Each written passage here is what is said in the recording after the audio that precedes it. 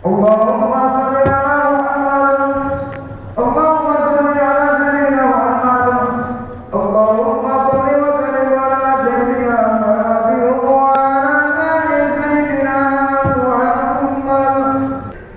Assalamualaikum warahmatullahi wabarakatuh.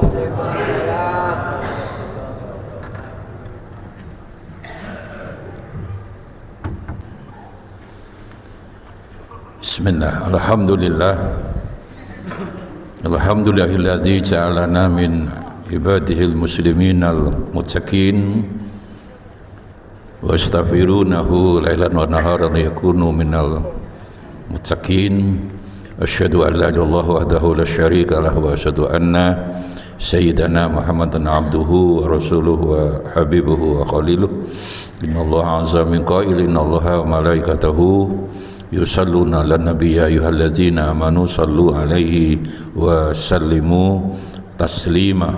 Allahumma salli wa sallim wa barik ala sayyidina Muhammad wa alihi wa ashabihi ajma'in. Amma ba'd, fa ya ibadallah, usikum wa nafsi bi taqwallah faqad fasal muttaqun. Liqaulillah subhanahu wa ta'ala bil Qur'anil Karim.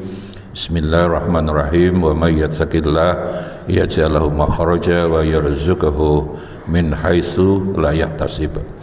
Wa qala Rasulullah sallallahu alaihi wasallam, ittaqillaha haitsu ma kunta wa atbi sayyatal hasanata tamhuha wa khaliqin nas bi khuluqin hasanin, rawahu at-Tirmidzi.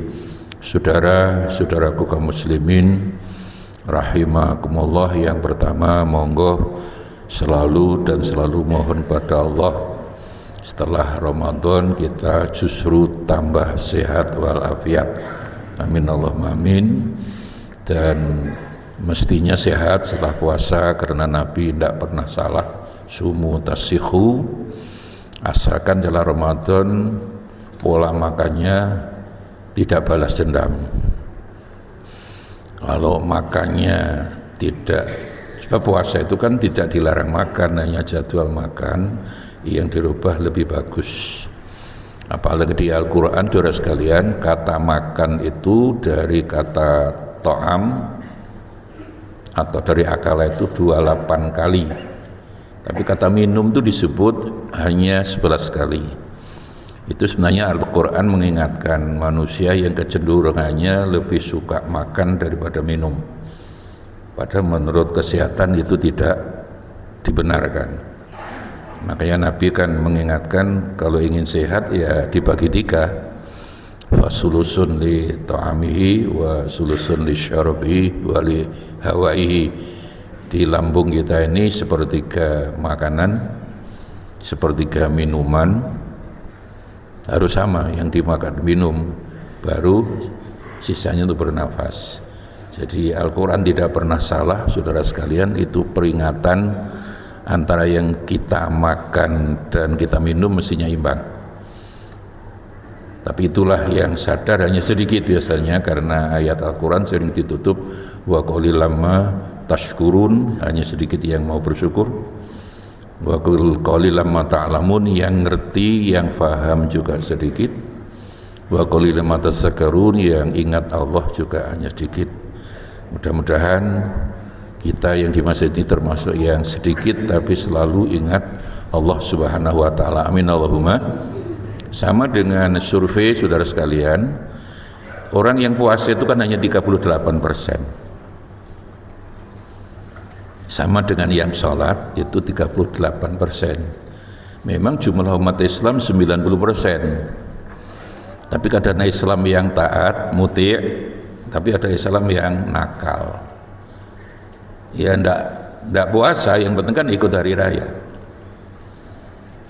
Dan itu setelah diteliti, saudara sekalian, dengan laporan BPS, yang banyak bunuh diri di Indonesia ini kan justru anak muda sekarang, umur di 15 sampai 28, generasi Z, umur lahir 97. Yang lahir 2011 itu disebut generasi Alpha, dan itu lebih parah. Jadi yang paling banyak bunuh diri justru anak umur 15 sampai 28. Ini laporan pemerintah lewat BPS.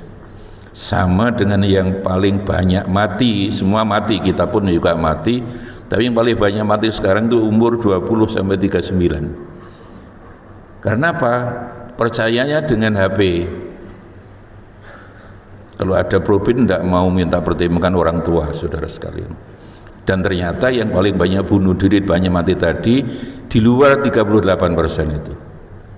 Maka bersyukurlah kita semua yang masih dibimbing Allah, ma'unah Allah, termasuk 38% yang muslim taat ini, dan justru harus kita tingkatkan supaya kita betul-betul la'alakum tattaqun, ya, ketakwaan. Karena sekali lagi kita lupa, Allah tidak menghitung berapa banyak ibadah kita, yang dihitung kualitas. Banyak ayat yang mengingatkan kepada kita, tabarakalladzi biyadil mulku wa huwa ala kulli syai'in qadir, alladzi khalaqal mauta wal hayata liyabluwakum ayyukum ahsanu amala. Tidak ada aksaru amala. Yang dihitung Allah bukan karena banyak amal banyak tidak berkualitas. Yang dihitung Allah kualitas. Kalau manusia memang uang banyak, rumah banyak, sawah banyak, mobil banyak, bahkan kadang istri harus banyak. Allah tidak, banyak tidak berkualitas. Makanya tidak ada waman ahsul qaulan, tidak ada waman aksaru qaulan. Waman ahsanu dinan, dinan di sini memang agama itu yang maksud ketaatan kepada Allah. Ya. Waman a'dhamu darajatan, bukan aksaru.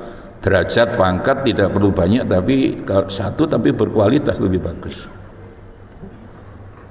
Itulah makanya kadang-kadang kalau kita sudah sampaikan begini, istri-istri itu senang karena istri satu berkualitas lebih baik dari banyak tidak berkualitas. Tapi problemnya kalau satu tidak berkualitas, saudara, ya tergantung komunikasi. Jadi sekali lagi, ya mudah-mudahan kita termasuk yang 38%, dan justru anak-anak kita insya Allah tidak tergolong yang terlalu percaya pada HP. Tuhan mereka kan HP, saudara. Sekarang anak-anak itu sudah, walaupun sudah ada PP 17 dari Presiden, hampir seluruh dunia sekarang anak-anak di bawah umur 16 tahun kan tidak boleh punya akun sendiri. Tapi persoalannya yang ngawasi siapa? Uang yang akunnya dipakai akunnya bapaknya, akunnya kakaknya. Ini problemnya di pengawasan. Ayah kadang-kadang gaptek, nggak ngerti akun itu rumahnya mana, kadang nggak tahu. Ini kan anak-anak SMP aja sudah pinter urusan-urusan IT, bapaknya kan nggak ngerti. Kan banyak kasus di Madura yang orang ayahnya kaya membelikan iPhone yang harga 40 juta. Ayahnya anaknya marah. Percuma punya HP Pak, kita di pucuk gunung tidak ada sinyal. Ayahnya marah. Uangnya dikeluarkan, ini uang beli sinyal. Dipikir sinyal itu seperti nasi goreng. Itu kan betapa gapteknya orang tua dengan anak. Sekarang kelas 4 tahun aja sudah pinter urusan-urusan IT. Nah, orang tuanya tidak ngerti. Nah, inilah problemnya pengawasan, saudara sekalian, ya, bahwa sekali lagi data yang terakhir kemarin malah lebih mengerikan lagi. Walaupun pemerintah memang lewat BPS yang melarat hanya 10%, tapi Bank Dunia kan menyebut masih 62%. Tapi BPS juga adil. Bulan November kemarin orang yang frustasi cari pekerjaan itu 2 juta. November, Desember naik 1 juta, berarti 3 juta, Januari 4 juta, Februari ini 6 juta. Jadi semakin banyak orang nganggur. S2 di Jakarta itu kalau sore ngojol dia. Oleh karena itulah bagi kita yang sudah punya pekerjaan apapun harus kita syukuri, dan jangan khawatir tidak mendapatkan rezeki dari Allah Subhanahu wa taala.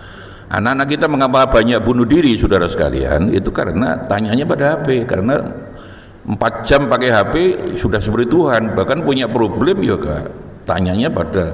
Sekarang sudah banyak meninggalkan ChatGPT, yang mereka pakai sekarang Gemini. Gemini itu produk Google.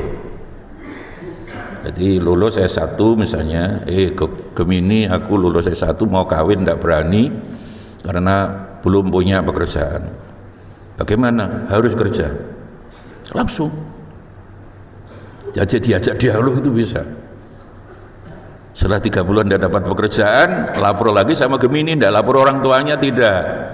Gemini, saya sudah frustasi tidak cari pekerjaan. Bagaimana kalau saya bunuh diri? Bagus. Lebih cepat, lebih baik.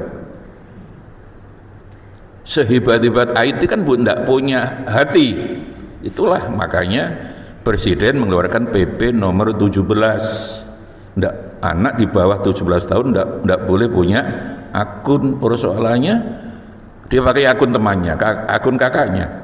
Orang tua tidak ngerti gaptek sekali, tidak ngerti urusan IT. Lah makanya tidak ada cara lain, ya mari kita seperti Nabi Ibrahim berdoa. Nabi Ibrahim dengan Nabi Ismail membangun Ka'bah, saudara sekalian. Setelah selesai Nabi Ibrahim berdoa, doa itu mukhul ibadah. Secara zahir tetap kita ingatkan anak kita jangan lebih 4 jam malah pakai HP, bisa kena skizofrenia, ya stres ringan. Tapi itu dibiarkan, ya bunuh diri itu. Setelah membangun Ka'bah selesai, Nabi Ibrahim berdoa, Rabbi ij'alni muqimas shalah wa min dzurriyyati Rabbana wa taqabbal doa. Ya Allah, ya jadikanlah kami orang yang salatnya istiqamah termasuk anak-anak kami. Makanya para ulama dulu itu dibaca sebelum niat salat. Apakah niat dilafalkan atau tidak itu memang beda pendapat, monggo. Yang bisa usoli, yang mengusoli, yang tidak usoli silahkan. Tapi sebelum itu banyak kiai mengingatkan itu banyak dibaca untuk anak-anak kita. Rabbi ij'alni, itu surat Ibrahim ayat 40. Rabbi ij'alni muqimas shalah wa min dzurriyyati Rabbana wa taqabbal doa. Saudara-saudara sekalian, itulah beberapa hal yang setelah hari raya ini yang justru harus kita tingkatkan, yang membuat kita harus dengan bermurah hati. Karena musibah itu Allah tidak menurunkan kalau kita senang dermawan. Kayak bulan Ramadan kita dididik untuk senang dermawan, setelah Ramadan juga. Bab kalau minta maaf itu sebenarnya kan kasus politik. Makanya istilah halal bihalal kan hanya di Indonesia, di Malaysia aja tidak ada. Jadi tahun 47 semua partai ingin Soekarno turun, harus pemilu. Yang tidak menurunkan hanya para ulama. Tahun 47 Kiai Hasyim Asy'ari wafat, biasanya mesti ke Tebuireng, gantinya Kiai Wahab. Maka 48 itu datanglah Bung Karno ke Pondok Tambah Beras, karena satu-satunya ulama NU lah yang memang karena NU berpegangan pada agama. Soekarno sudah disepakati presiden, itu dalilnya di hukum Islam waliul amri ad-daruri bisyaukah. Dia itu ulul amri karena baru merdeka. Kalau pemilu gegeran, darurat, keadaan darurat itu darurat boleh, tapi sah, tidak boleh diturunkan. Menurunkan Soekarno hukumnya sama dengan pemerintah. Datanglah ke Tambah Beras, bagaimana Kiai Wahab? Saya ini kan tidak bisa kerja, baru 2 tahun merdeka, gimana saya kerja? Suruh turun, suruh penyelenggaraan pemilu, apa tidak tambah ruwet? Kalau pemilu tambah ruwet, dan itu di dalam hukum Islam tidak boleh. Kalau itu kan ya sultanul dzalimin khairun min fitnatit tab. Kalau seorang kepala negara itu turun, setelah itu terjadi pertengkaran yang berkepanjangan, tidak masalah, itu tidak boleh. Dan diyakini para kiai waktu itu kalau Soekarno diturunkan lewat pemilu masih tengkar lagi. Sekarang aja pemilu sudah berkali masih tengkar, saudara. Makanya Kiai Wahab sudahlah, itu dulu kan teman sendiri, terutama dari PKI kan sudah berontak di Madiun, kemudian PSI, PRRI, Natsir, Masumi, ya itu kan teman semua dulu. Bung Karno sudahlah, kan waktu bulan puasa, saudara. Sudah hari raya panjenengan undang semua makan bareng-bareng, wis halalan gitu aja. Akhirnya alhamdulillah Bung Karno mengikuti saran Kiai Wahab. Setelah hari raya diundanglah semua teman-teman yang ingin menurunkan Bung Karno itu makan bareng, salaman, selesai. Kemudian diteruskan sampai tingkat bawah. Itulah sejarahnya halal bihalal. Nabi hari raya hanya mengucapkan taqabbalallahu minna wa minkum. Istilah minal aidin wal faizin itu hanya di sini, halal bihalal di sini. Dan apalagi minta maaf itu kan tidak boleh lebih 3 hari. Orang minta maaf nunggu hari raya kan tidak boleh. Fauqos salasati ayamin. Orang sholat, panjenengan sholat tapi tidak saling menyapa dengan saudara muslim lebih 3 hari, sholat panjenengan ditolak Allah. Itulah selalu kita ingatkan, hablum minallah itu kalau tidak barengi hablum minan nas ditolak oleh Allah. Walaupun hablum minallahnya bagus, soleh pribadi, tapi kesalahan sosialnya kurang, ditolak Allah. Puasa Ramadan tidak kita tutup dengan zakat fitrah yang dikatakan ditolak oleh Allah. Orang haji, ya pulang haji tidak mabrur. Mabrur itu kan ifsa'us salam, pulang haji itu ya harus bantu orang fakir miskin dan ngomongnya masih menyejukkan. Sehingga sering kita sampaikan, mungkin boleh kita beda pendapat, haji kan tidak perlu 2 kali di sini, Nabi hanya sekali. Umrohnya 4 kali, yang 2 kali itu sebenarnya qadha, karena Nabi pernah membawa 9.000 orang dari Madinah, ditolak oleh Abu Sufyan. Makanya kisah Nabi Musa itu perlu kita ingatkan. Jadi saudara sekalian, inilah yang membuat kita sakwa dermawan pada mereka yang susah-susah. Umatnya Nabi Musa matur Nabi Musa kami beriman kepada panjenengan seorang nabi dan Tuhan panjenengan, syaratnya Tuhan panjenengan bisa hadir di tengah-tengah kita. Nabi Musa matur Allah, ya wes aku tak teko. Buatlah tasyakuran besar-besaran saudara sekalian, sampai malam tidak datang, yang datang seorang pengemis, diusir. Ini hadis qudsi. Hadis qudsi itu kualitasnya tinggi karena maknanya dari Allah, redaksinya dari Nabi. Kalau Quran baik makna maupun redaksi langsung dari Allah. Sampai pagi tidak datang, akhirnya nuntut Nabi Musa. Nabi Musa gimana? Kamu sampean pembohong, Tuhan sampean pembohong, udah datang. Nabi Musa matur Allah, ya Allah kan udah jadi hadir. Lu aku teko diusir. Duh, jam berapa malam itu pengemis itu saya. Akhirnya Nabi Muhammad menjelaskan, makanya kalau sudah pernah haji sekali, kalau ingin ketemu Allah tidak perlu ke Mekah lagi dong, temui fakir miskin itu. Sebagian harta kamu berikan, walaupun 1.000, walaupun 2.000, 5.000, itu menyenangkan Allah. Kalau orang umrah berkali-kali itu kan menyenangkan diri sendiri. Ini hadis qudsi, dan masih hadis macam itu banyak. Itulah bermurah hati, sakha.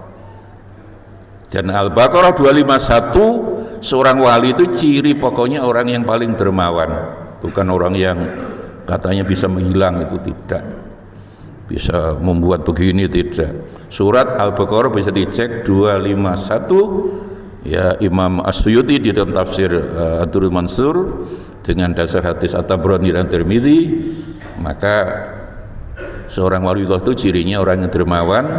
Makanya kalau panjenengan peranakan derajat putra Sunan Ampel itu, di situ tugasnya hanya 4 ya, ombe nono wong kang ngelak, ingon nono wong kang luwe, kelambe nono wong kang muda, payung nono wong kang udan. Artinya wali itu orang yang paling welas asih, paling dermawan, bermurah hati pada orang yang sangat membutuhkan bantuan. Inilah sebenarnya yang diinginkan Rasulullah dan Islam setelah bulan Ramadan, lebih murah hati, lebih dermawan, lebih empati kepada orang yang sedang susah. Mudah-mudahan kita diberikan kemampuan musaadah, ma'unah oleh Allah Subhanahu wa taala. Amin Allahumma amin. Inilah yang kita sampaikan. Mudah-mudahan panjenengan yang hadir di masjid ini rumah tangganya barokah, rezeki panjenengan barokah, umurnya barokah, ilmunya barokah, dan sewaktu-waktu kulolan panjenengan meninggalkan dunia yang fana ini, Allah menakdir kita dengan husnul khatimah. A'udzubillahi minasyaitonir rajim. Bismillahirrahmanirrahim. Walladzi ba'atsa fil ummiyina rasulan minhum yatlu 'alaihim ayatihi wa yuzakkihim wa yu'allimuhumul kitaba wal hikmah wa warham wa anta khairur rahimin.